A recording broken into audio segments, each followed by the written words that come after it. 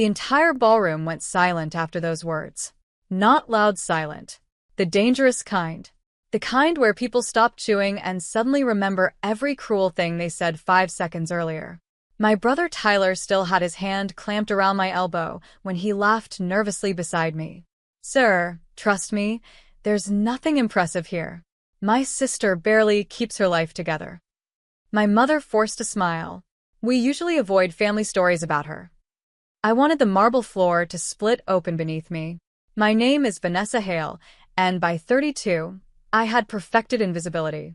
I worked night shifts at a small roadside diner outside Phoenix, rented a studio apartment with broken air conditioning, and spent most holidays pretending my family's comments didn't cut straight through me anymore. Tyler hated that I never defended myself. My parents hated that I embarrassed their carefully polished image.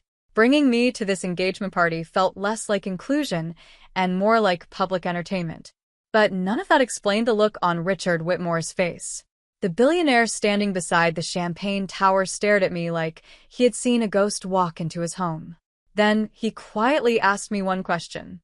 "Vanessa, where did you get that necklace?" Every muscle in my body locked. My hand moved instinctively toward the thin silver necklace resting against my collarbone. I had worn it almost every day since I was 16. A small oval pendant, tarnished around the edges. Nothing expensive. Tyler snorted beside me, probably from a gas station. A few people laughed softly. Richard Whitmore ignored them completely. His eyes stayed fixed on the pendant like the room had disappeared around us. "It belonged to my grandmother," I answered carefully. "Why?" My mother immediately stepped in. "Vanessa makes everything sound dramatic. She bought that thing years ago at some pawn shop." I opened my mouth, then stopped. That was not true. The necklace had arrived in a sealed envelope after my grandmother Eleanor died. No note. No explanation. Just my name written across the front in shaky handwriting. Richard's face drained of color. "May I see it?" he asked. The room shifted awkwardly. Even Tyler looked uncomfortable now. I unclasped the necklace slowly and handed it over. Richard turned the pendant over in his palm. His thumb brushed something hidden near the clasp. Then the pendant clicked open. Inside was a tiny faded photograph. A younger Richard Whitmore stood beside my grandmother. And wrapped around his finger was the exact same ring my mother wore every single day. My mother lunged forward so fast her champagne glass tipped across the tablecloth.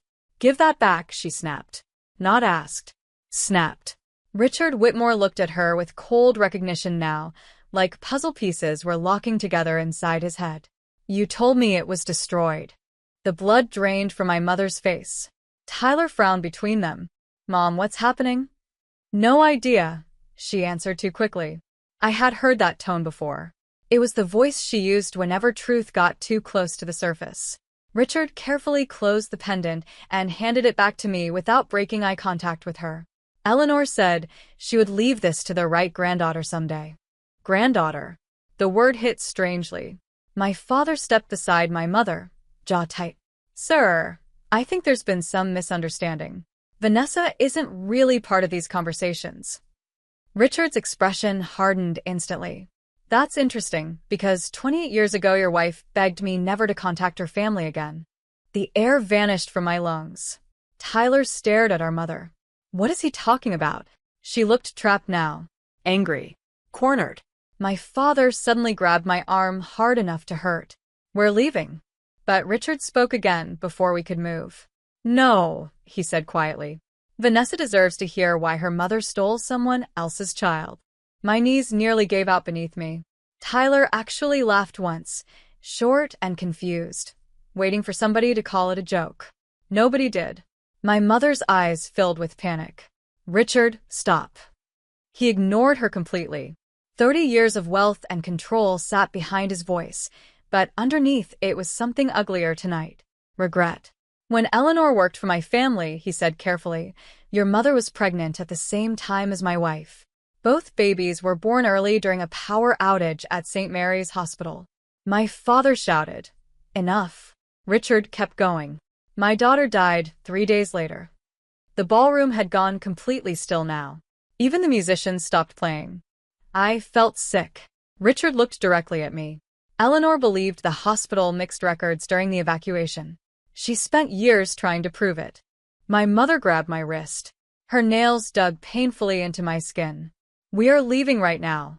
I pulled away from her for the first time in my life. "No," I whispered. Richard reached slowly into his suit pocket and removed a folded document. Old, creased, protected inside plastic. "I hired investigators after Eleanor died," he said. "Last month they finally found the original maternity records." Tyler stared at the papers. "Mom." She started crying before Richard even handed them to me. And deep down, I already knew why.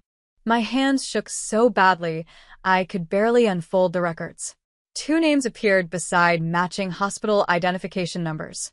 Margaret Whitmore. Linda Hale. Then farther down the page, handwritten corrections covered in faded ink. Infant tags possibly switched during emergency transfer.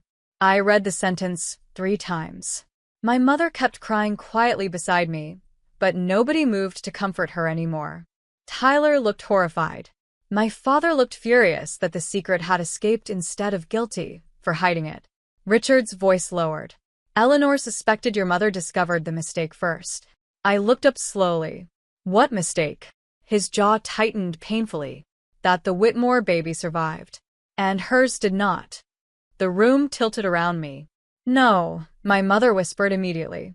"That is not what happened." But she would not look at me. Richard stepped closer. "Eleanor confronted her once. Your mother denied everything. A week later, Eleanor disappeared from our estate permanently." My stomach twisted violently. Every childhood memory suddenly felt wrong. Every cold birthday. Every family photo, where I stood slightly outside the frame. Every time my mother called me difficult while worshipping Tyler like he carried the family name alone. I finally understood why I had spent my entire life feeling borrowed. Tyler stared at our mother with tears building in his eyes. "Tell me he's lying." She opened her mouth. Then another voice answered from behind us. "He isn't." An elderly woman stood near the ballroom entrance gripping a silver cane. I recognized her immediately. Judge Miriam Keller. She had been one of Phoenix's most respected family court judges before retirement.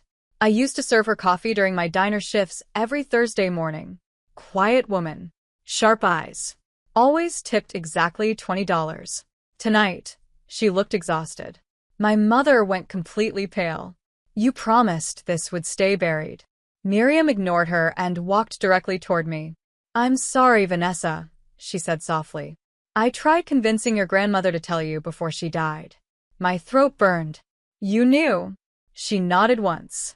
"When Eleanor became ill, she asked me to hold sealed affidavits in case Richard's investigators ever confirmed the records."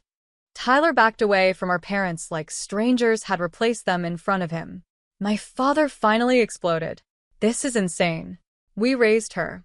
We gave her a home." "A home?" Tyler shouted suddenly. "You treated her like garbage."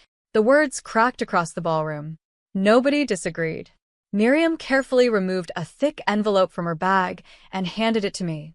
"Your grandmother wanted you to decide what happened next." Inside were signed witness statements, hospital logs, private investigator reports, and one final handwritten letter from Eleanor. My vision blurred while I read the first sentence.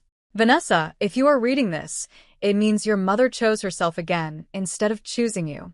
I could barely breathe while reading Eleanor's letter. She described everything. The hospital chaos. The broken identification system.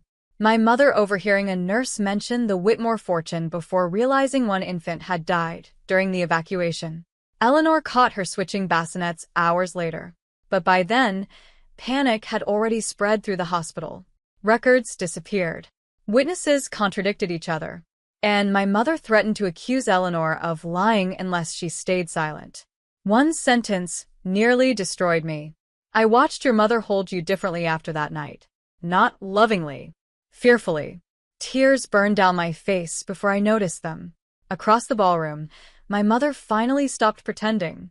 "You think I had choices?" she screamed. "We were drowning in debt. Richard Whitmore's daughter would have everything." Richard stared at her with disgust. "So you stole a child?" I saved her, my mother shot back. No, I said quietly. Everybody turned toward me. For the first time in my life, my voice did not shake. You saved yourself. Silence swallowed the room again. My father looked beaten now. Tyler looked physically sick. Then Richard slowly stepped closer and asked the question that terrified me more than the truth itself. Vanessa, if you want it, I would like the chance to know my daughter. Nobody spoke after that. The ballroom lights suddenly felt too bright, exposing every ugly thing my family spent decades hiding. My mother stood frozen beside my father, realizing the story she built her entire life around had finally collapsed in public.